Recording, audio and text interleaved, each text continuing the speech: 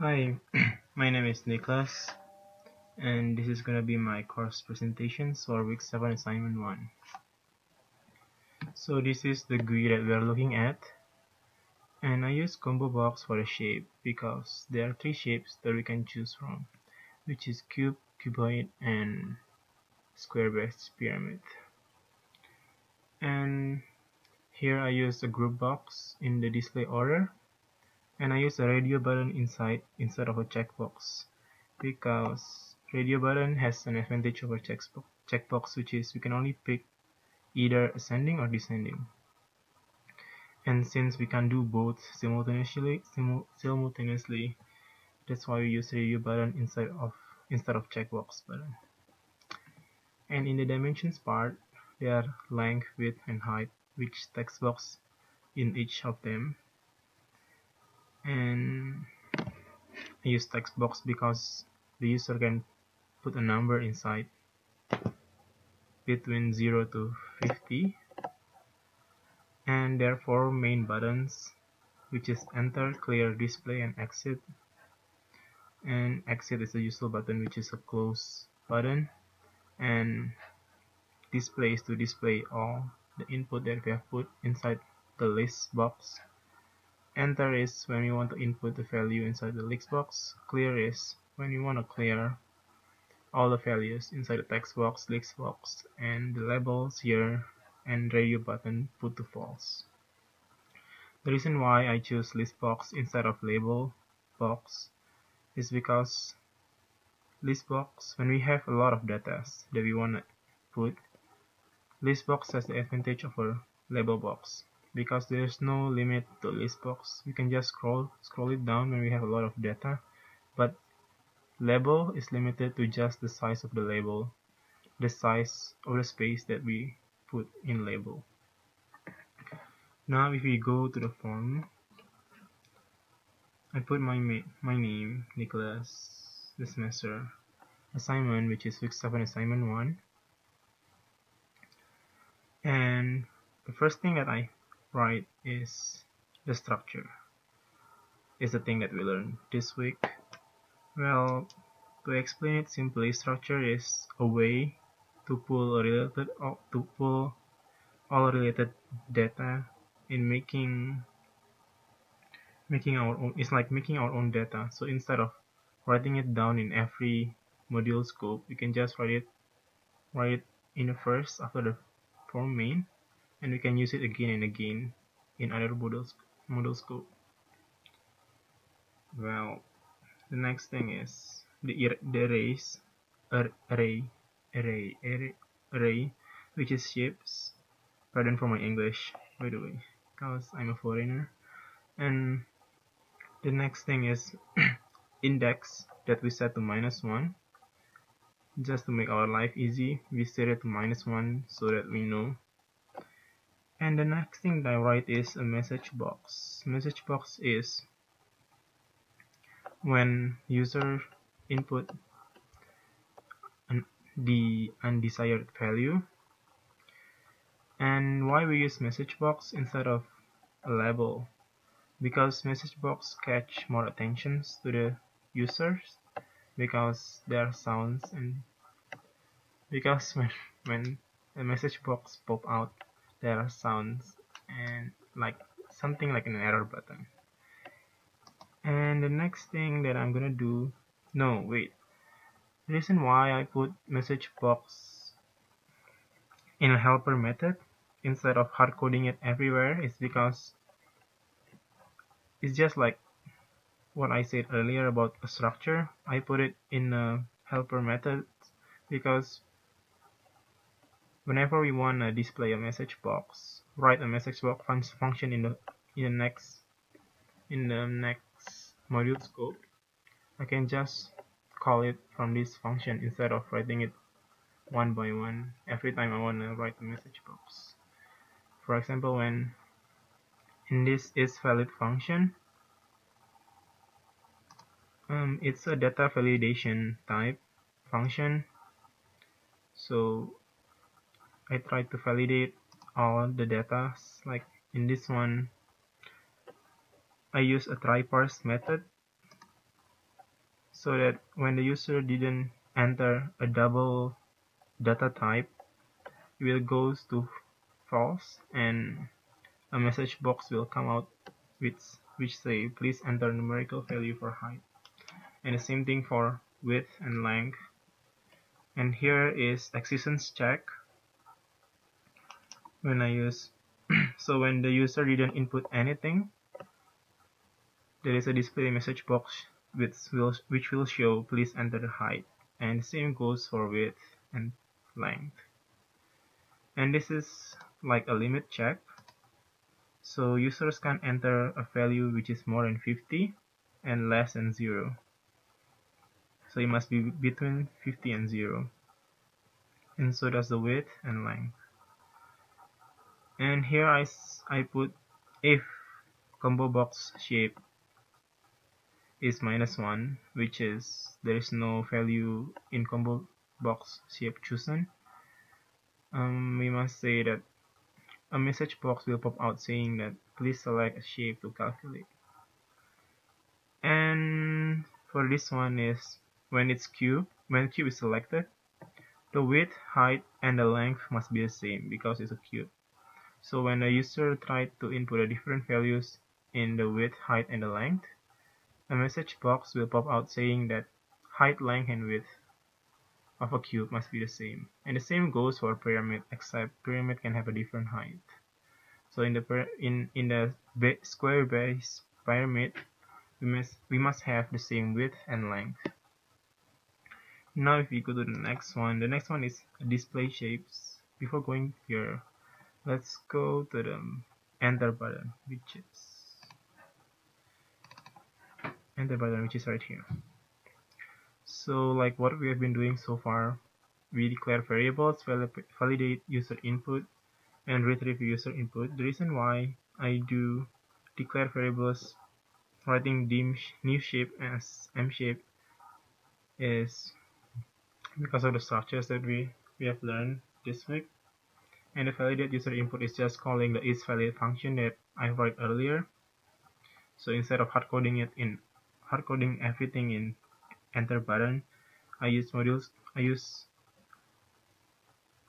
chunk out like in a different functions for the isValidate functions, so that it's easier for us to check when there is an error, especially in a logic error. So this one is just assigning the one in the GUI to the structure, like CBO shape. Assign CBO shape to the name. I put this name because it'll be weird if just like what you have showed us earlier, it will be weird if it's a shape.shape.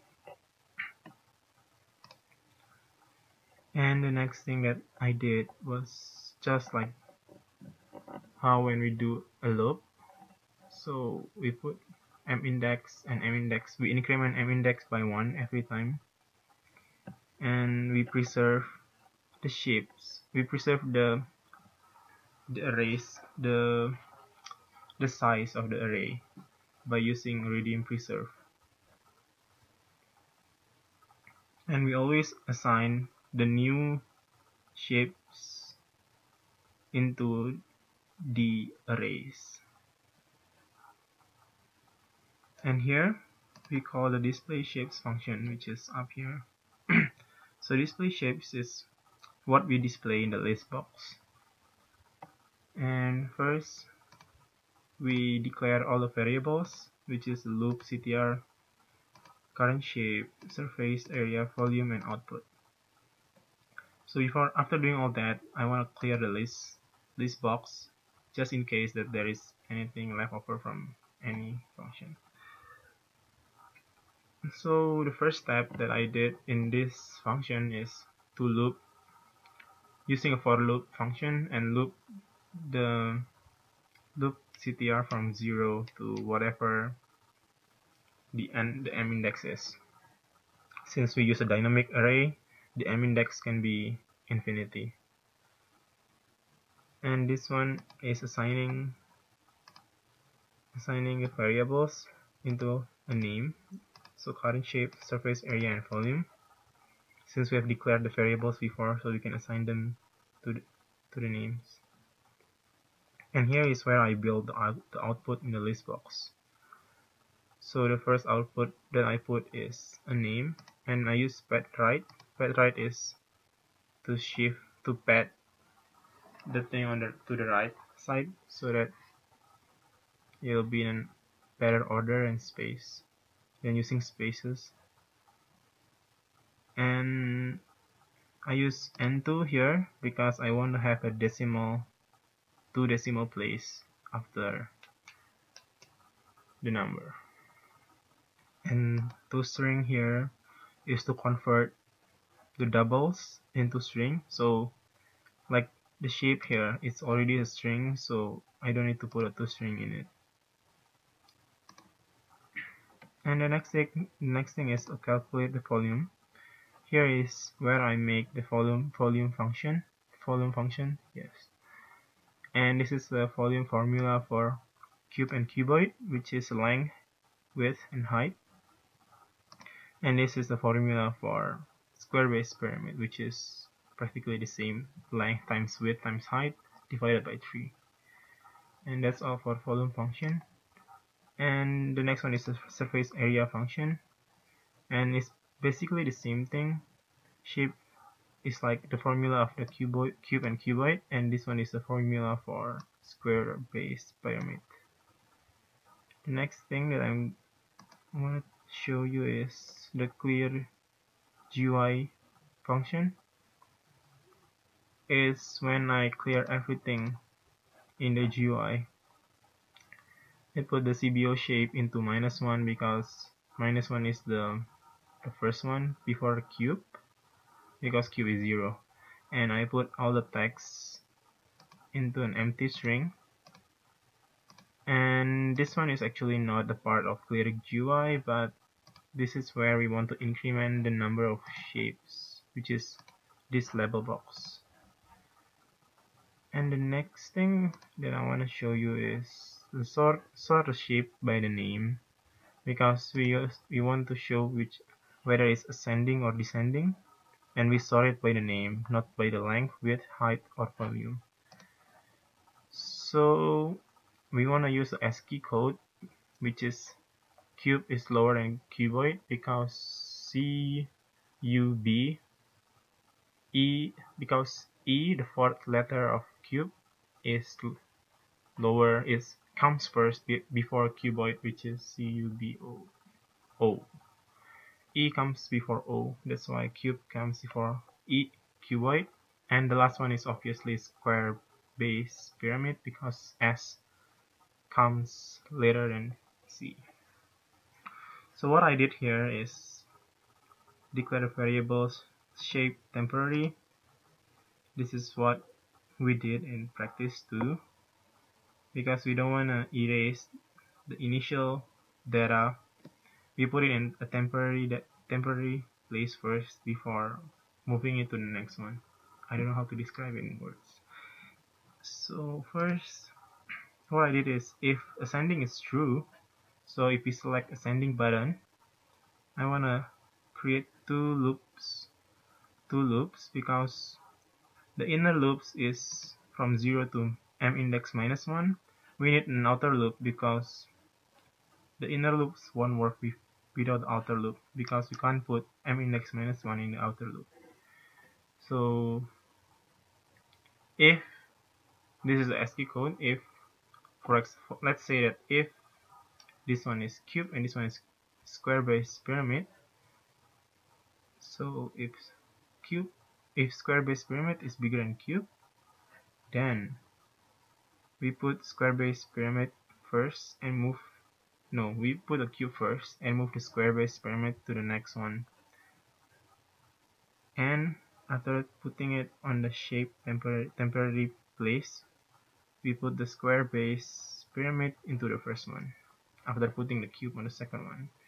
And we're gonna keep looping that so that it goes in ascending order. The same thing goes for the descending order, and that's happened when we check descending radio button. Next thing is the exit button, which is the easiest part. It's just a close button. And this one is the for main function. This is the display that we want to see when we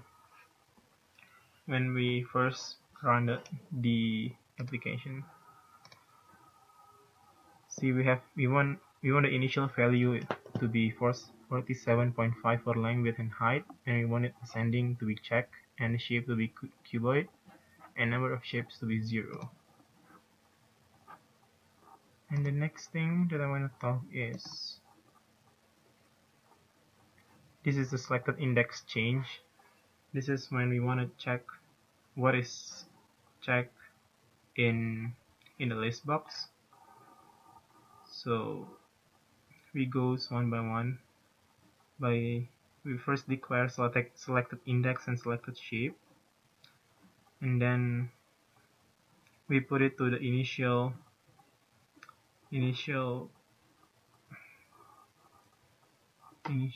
So we put the text height into the selected shape when we first select the height, the value of the height, and so does the width and the length.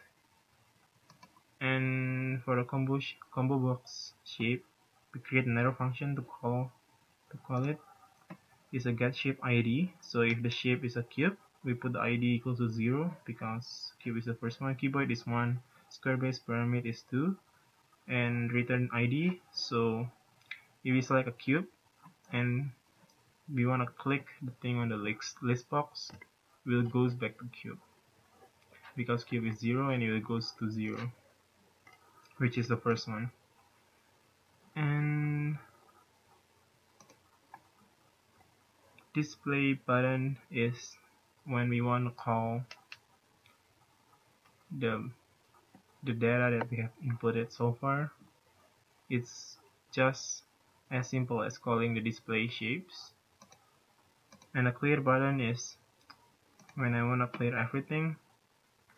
So I put a list output items clear to clear the list box. Redeem shapes equals to 0. We don't need to preserve the array here because we want to erase all the data and put the size equals to 0. And we set the m index equals to -1 back to the original value. And we also want to clear the GUI. We call it clear GUI function, which is what I've written earlier. And the last one is volume max, minimum, and average is where in this part. But I don't think I did it successfully. I tried my best to do it, but seems not to be working. So I put if current volume is more than max, then assign current volume to max. By looping this, we will get the maximum volume. We will get the maximum volume in the max variable and minimum volume in the min variable. So that's all that I did for week 7 assignment 1. Thank you.